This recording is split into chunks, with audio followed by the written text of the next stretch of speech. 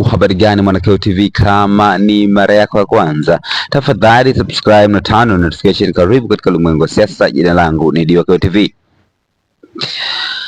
Mwanasheria mkuu wa Chama cha Demokrasia na Maendeleo Chadema, Rugemeleza Nshala ameweka wazi haki ya Watanzania kujumuika na kufanya siasa. Rugemeleza Nshala hakuishia hapo, lakini pia akazungumzia namna majaji wanapokuwa wanafanya kazi wasipozingatia haki za kikatiba. Nukuu maneno ya Rugemeleza Nshala, nukuu: raha ya Watanzania i wazi.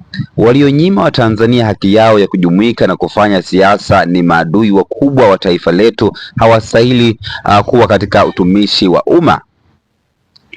Kama jaji asiyejua kuwa unabanwa na maamuzi ya mahakama ya rufaa inayosema huwezi kuweka zuio la shughuli za kisiasa kwani ni haki ya katiba, sasa unaendeleaje kuwa jaji? Hilo linaeleweka kwa kila mwanasheria yoyote nchini.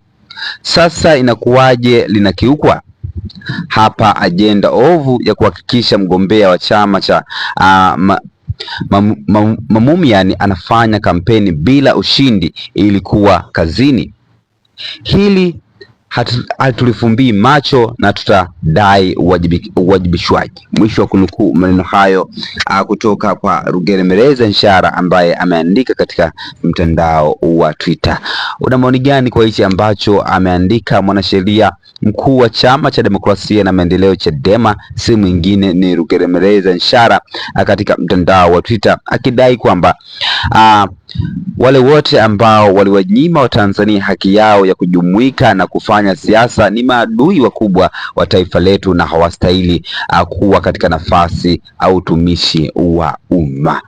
Tukutane wakati ujao katika masuala mbalimbali ya kisiasa, lakini kabla hujatoka katika channel hii, tafadhali subscribe na turn on notification, lakini pia unaweza ukashusha comment yako katika sehemu ya comment section. Jina langu ndio Mwanakeo TV, tunakutana katika masuala ya kisiasa. Bye bye.